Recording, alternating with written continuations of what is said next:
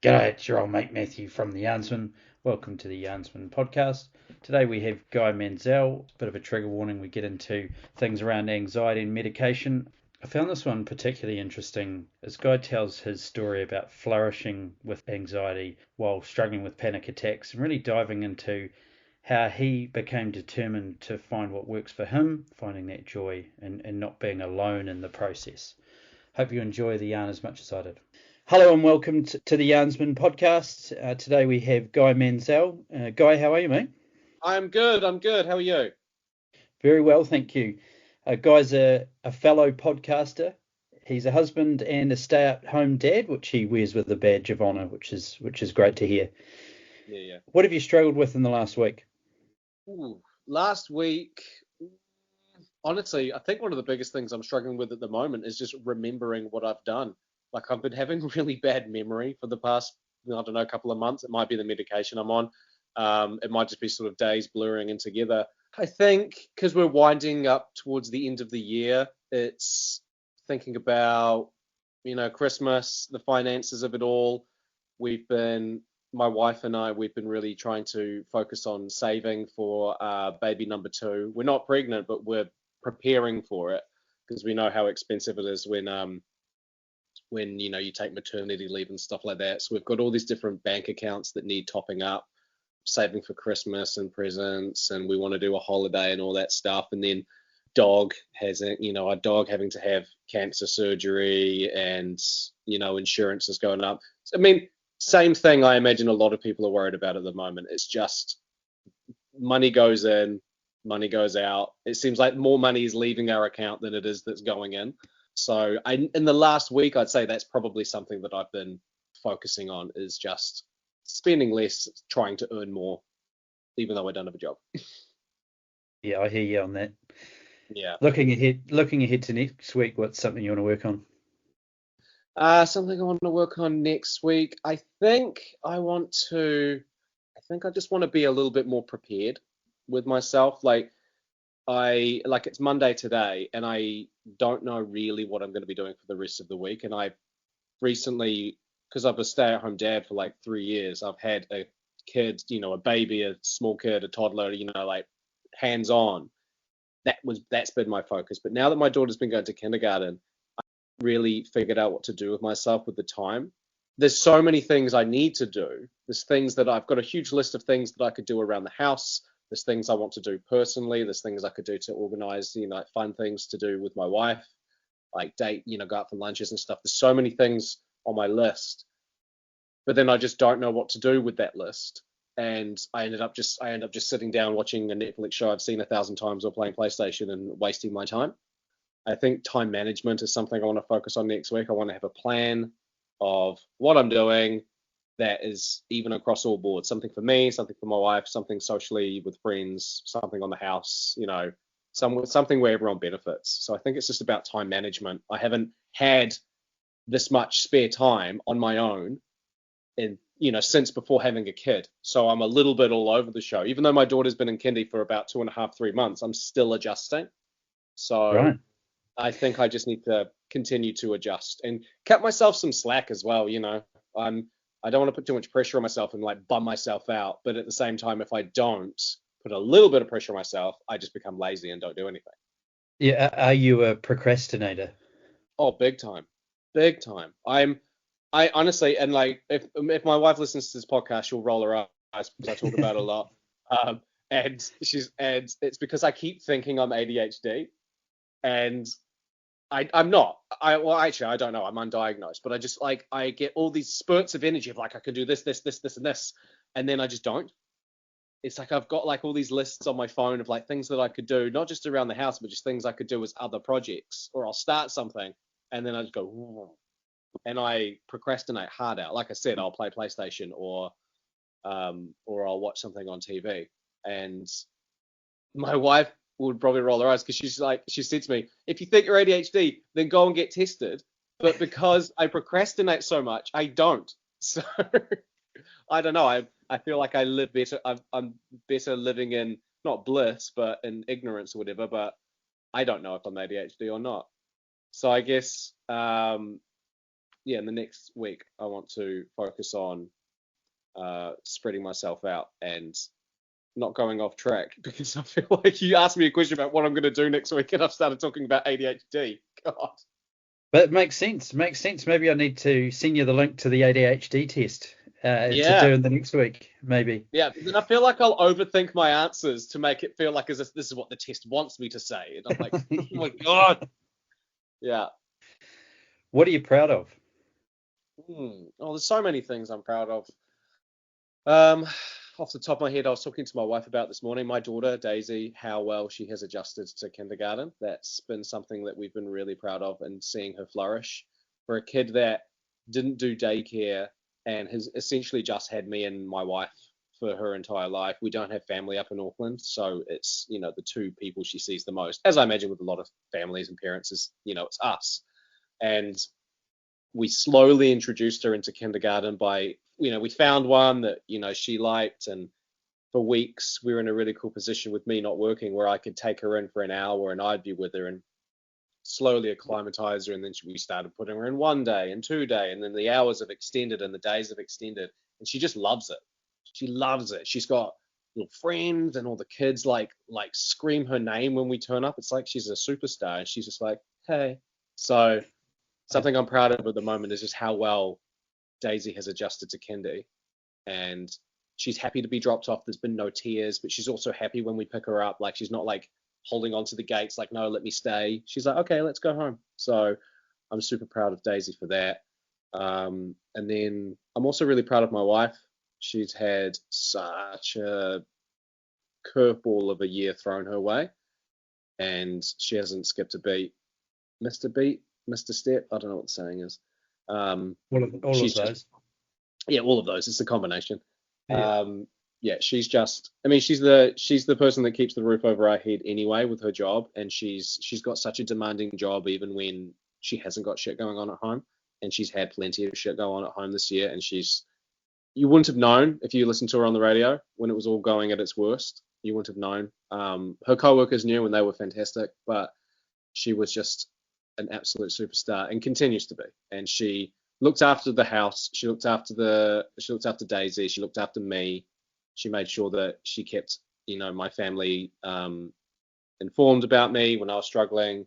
And her part-time job when she wasn't at work was looking after me and finding therapists and all these different things. So she was just, she worked herself to the bone, fingers to the bone. God, I'm struggling with sayings today.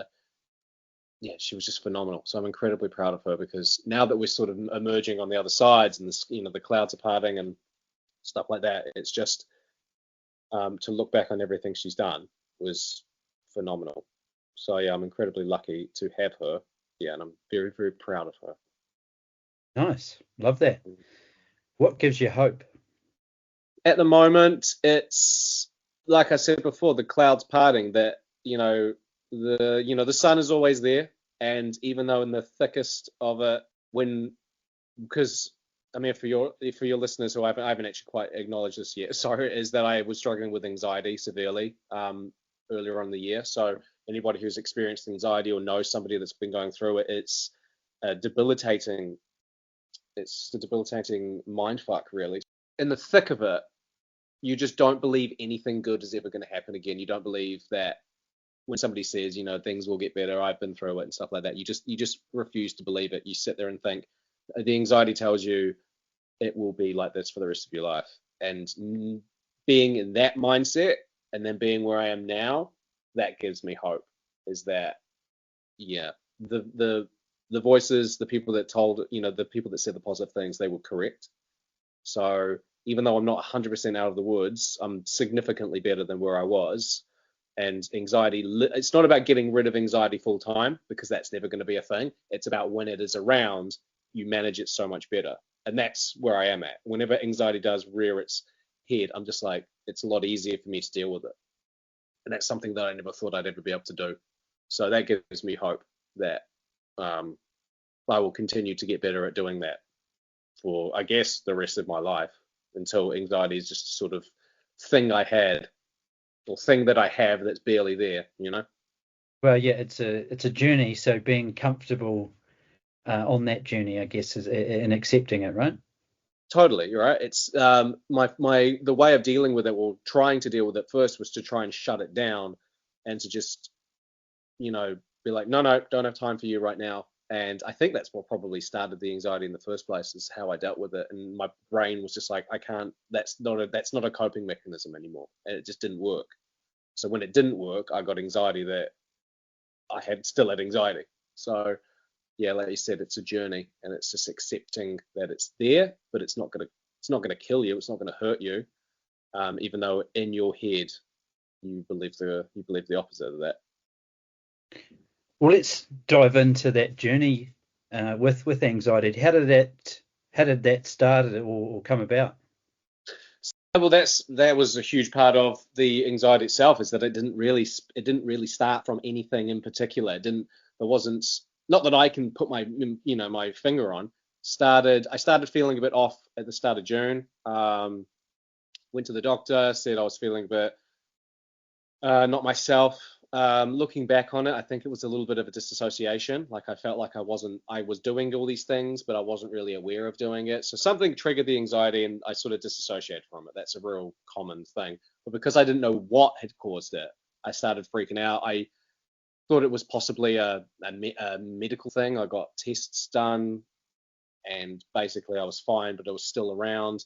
When a doctor prescribed me on sertraline, which I know a lot of people have had with their anxiety, I didn't know that with anxiety, sertraline has the possibility to ramp up your anxiety massively before it levels you out. So I didn't know that.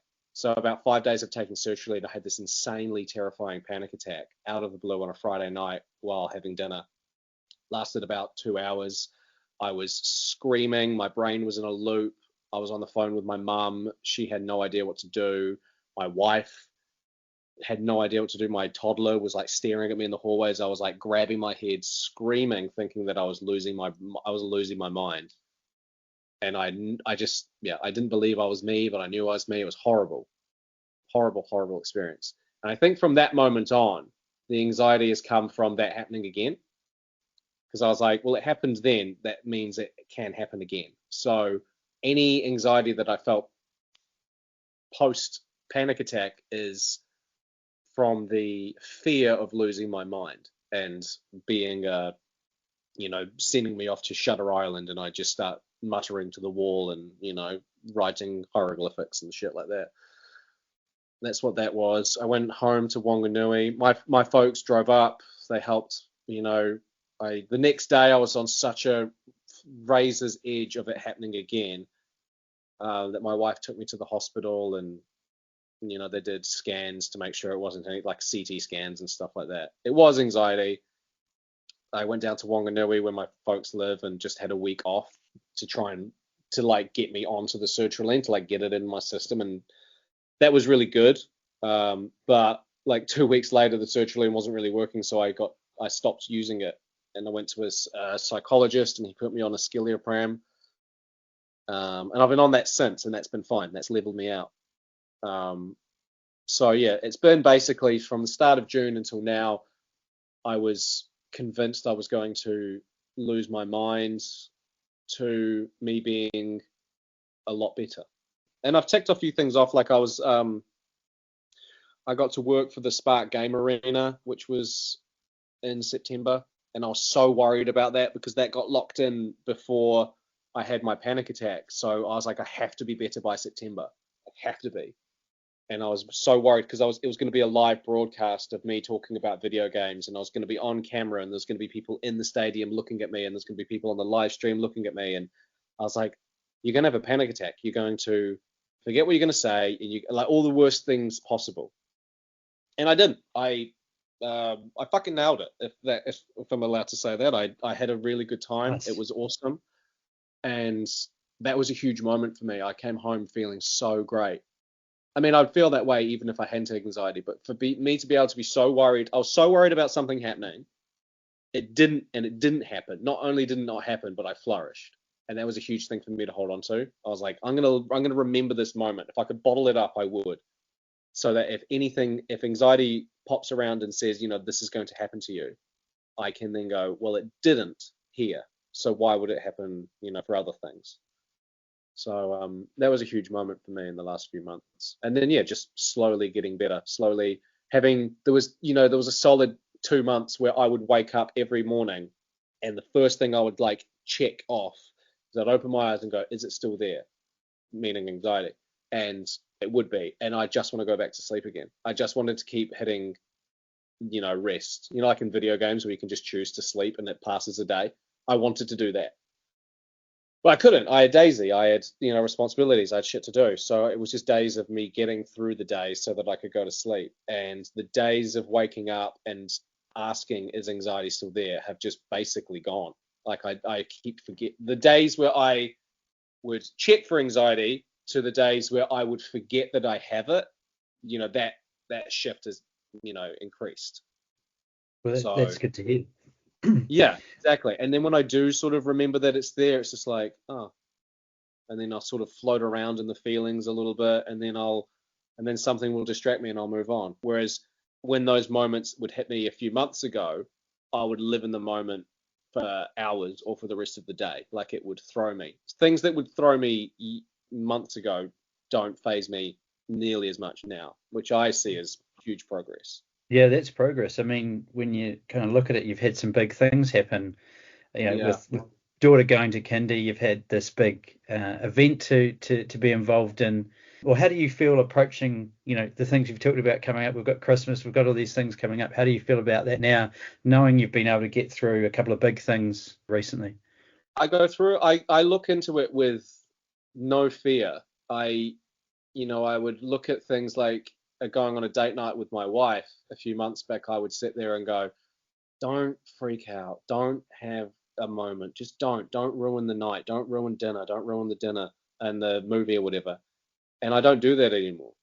So going into Christmas, I'm not worried about, having a moment on the plane or anything like that. If anything, for Christmas, I'm just excited to spend time with family, both my family and Meg's family, because everyone has been so fantastic to me and Meg over the last since June, that I just want to spend as much time with them as possible, and as a form of gratitude for everything that they've done.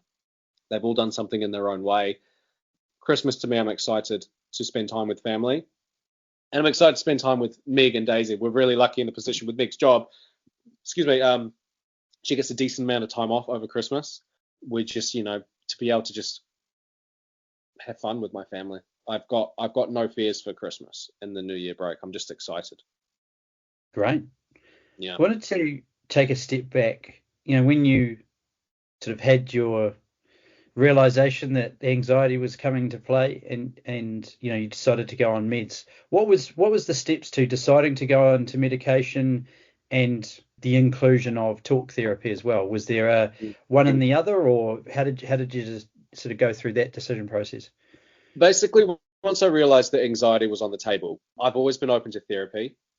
I've seen a therapist before for other things that have happened in my life. I've never been a consistent, go every week or every 2 weeks. It would sort of be something would happen, a little bit of a tune up. I'd go to 1 or 2 sessions, talk it out, and I'd be okay. I've always been pro therapy. So when this came up, I dove into therapy. I went to this one lady twice, and as you might know with therapy sessions, it's not about the person, it's just about the vibe. Like you're opening up your deepest self to this person. You want to be able to feel comfortable.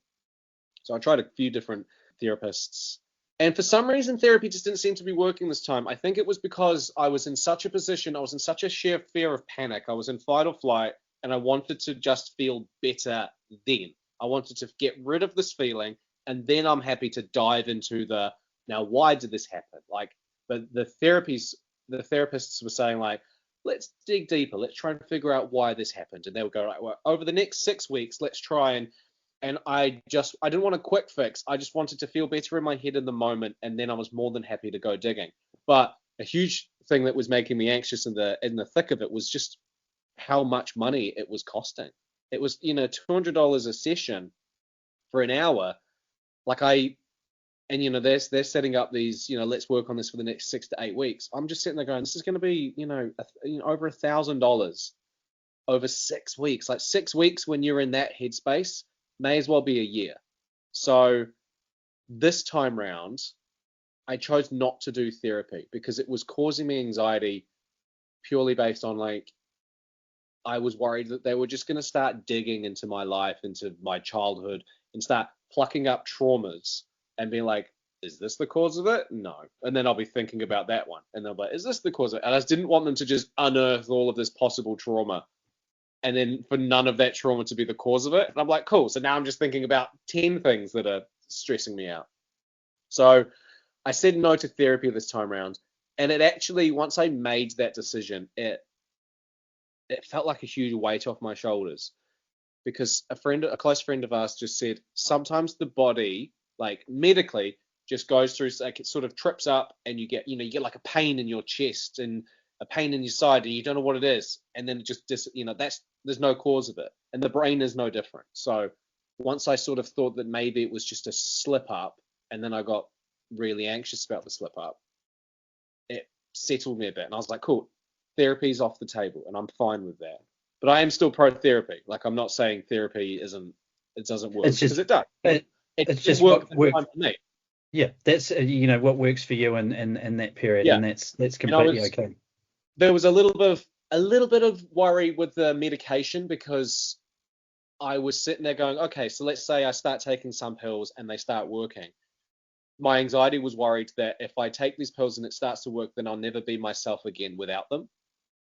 And that's what slowed me down from jumping on it right away. But I spoke to some friends who had been taking anti-anxiety medication without me knowing for years, and they were like, it will make you feel better. When you've got a headache, you take a Panadol. When you've got a cold, you take medicine for medical things, and I've got no issues with that. When you've got hay fever, you take antihistamine. So when you're struggling with anxiety, take anxiety medication.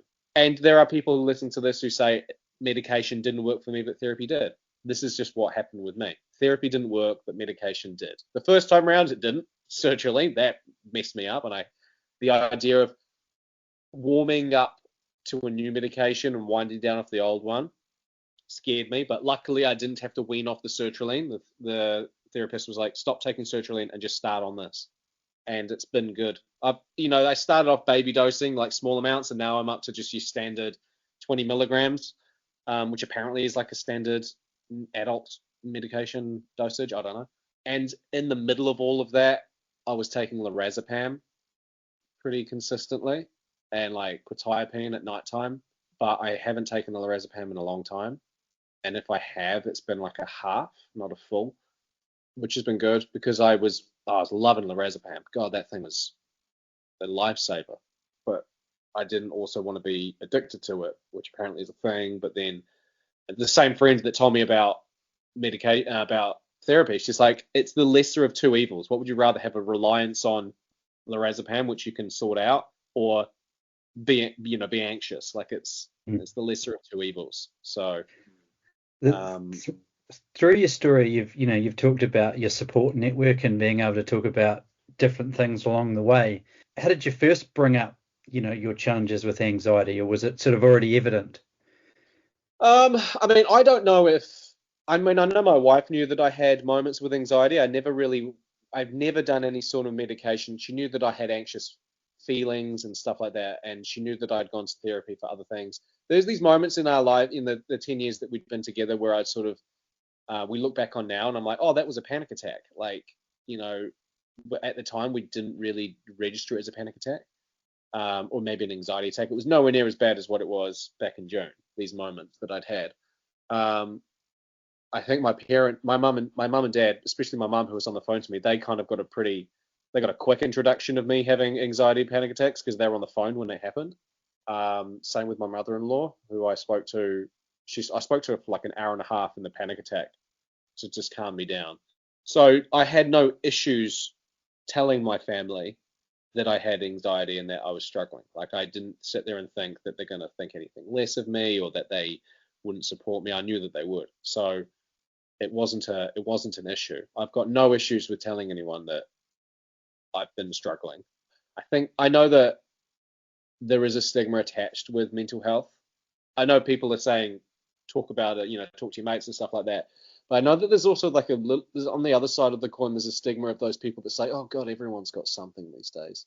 Everyone's got anxiety. everyone's got ADHD. And like, I didn't want to be labeled as one of those people that's just sort of saying these things to get attention, even though that's such a ridiculous thing to be worried about. Mm. Mm. Um, I didn't want people to be like, oh, woe is me, guy's talking about his anxiety again. But at the same time, a huge thing that helped me when I was struggling was knowing that people around me had it. And I Mhm. know that sounds mean because you don't want anyone to be going through anxiety, but knowing that other people have it was such a huge relief for me. So if I can be that for somebody else, whether it's a complete stranger or somebody I know, that's like, Guy has no issues talking about anxiety. I had no idea that he did, and now he's opened up about it, and he's some of the things that he's saying resonate with me. And when you're in the middle of it all, you think that you are so unique and that you're the only person on the planet that feels this way, and that you're the only person on the planet that's going to die from anxiety and stuff like that. So when you hear somebody say, I felt like this, and you're like, I feel like that. It's so rewarding, and you feel so seen that if I can be that for somebody else, then I don't care if somebody sits there and goes, "Guy's just saying he's got anxiety for attention." I don't care if people feel like that way towards me, because I just want to hopefully somebody listens and goes, "Fuck, that's so me right now," you know? Great. That's fantastic. I wanted to take it into the gaming world, Oh if you yes, will. So I know that a lot of people will use gaming or what have you as a yeah. release or a solution to these challenges. What has been your experience with that? Gaming has always been a huge way for me to unwind. It's definitely been a way for me to relax and socialize with friends as well. Like sometimes it's not even about playing the game; it's just about talking shit with your mates as you lose to whatever bunch of 12-year-olds are much better at you at the video game you're playing. So, what actually really a lot of people did suggest, like like as a way to cope and method, calm down, is to play video games. But I found for a solid month, I just had no interest in it. There wasn't just video games. There was a lot of things that I loved that just sort of I just had no passion for, I had no joy, I had no interest in doing. I was right up until it all happened, I was running 4 to 5 times a week. I'd been running for over a year. I loved it. It was, I started with struggling to do 2 kilometers to running 10 kilometers. Like I signed up for the Auckland Half Marathon. I loved it. And then I just couldn't do it. And since I've been really struggling to get back into it, and I really want to. So it wasn't just gaming; it was other things in my life that just I had no joy for. I just everything felt a little grey. So just I'm obviously still gaming, and I love it, and that passion has come back. But yeah, I was really hoping that gaming was going to be a good tool for me to use, and unfortunately, that just didn't happen. But I know that it is. It's when it slowly started, the joy and the passion to play games came back. It was it was a distraction. It was an immerse yourself in a different world. Whether it's you're playing a single player game and you're really soaking in the storyline and the characters, and you're just completely not thinking about your own life for a couple hours, or maybe you're just frustrated with life and you just want to kill something, or you want to ram something off the road or something like that. Like that's the beauty of video games, is that it can completely detach you from what you're doing and just give you some peace and quiet in your brain because you're looking at something else. Or, like I said before, you're playing a video game and you're talking with mates and you're just having a laugh, or you're talking about your feelings with your friends and stuff like that. So I'm a huge advocate for destroying stigmas, and that's what a huge part of the gaming podcast that myself, Chris, and Ali started, is just removing that stigma with video games, that we're not all just some basement dwelling nerds that stink and drink Mountain Dew and play. And the thing is, people do that, and who cares? Like it's sitting there and playing video games for 4 hours is no different or no more of a waste of time than binging the first half of this, the new season of Stranger Things, or watching, 2 hours of rugby.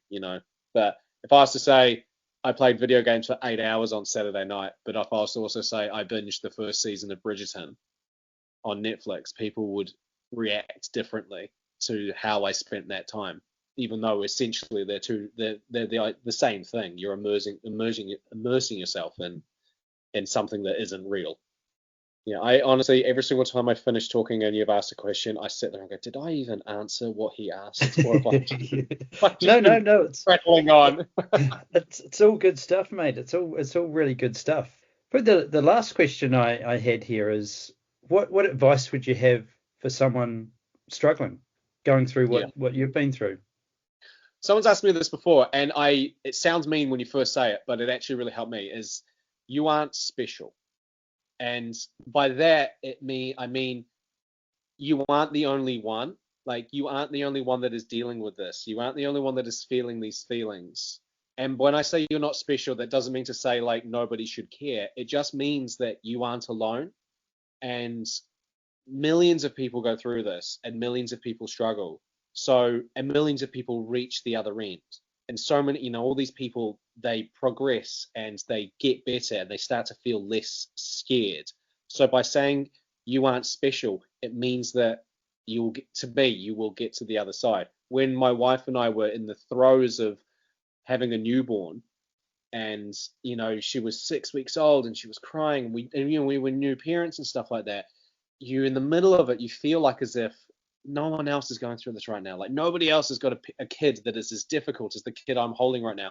And once we realized that we aren't special and that millions, billions of people have done this before us, we were like, well, then we can do it. Like, if you look at all these other people who got kids, you're like, well, like, you look at and possibly like friends and families, and you're like, if freaking so and so can do it, then so can I. Even though it sounds like a dick thing to say to somebody who is struggling right now with anxiety and is believing that the worst case possible, whether it be about your own brain, about stepping out the door and being hit by a car, whether it being earthquakes, whether it being that you've got cancer, and however your anxiety manifests, you aren't special. But that means that there are so many people that are doing it right now, and you are all going through it together, and that you will get better. Love it, mate. That's fantastic advice. Thank you so much, Guy, for giving up your time and sharing your yarn today. It's really great that when people step out and share their yarn like you have. No problem, man. Happy to do it anytime. Good man. Thank you very much.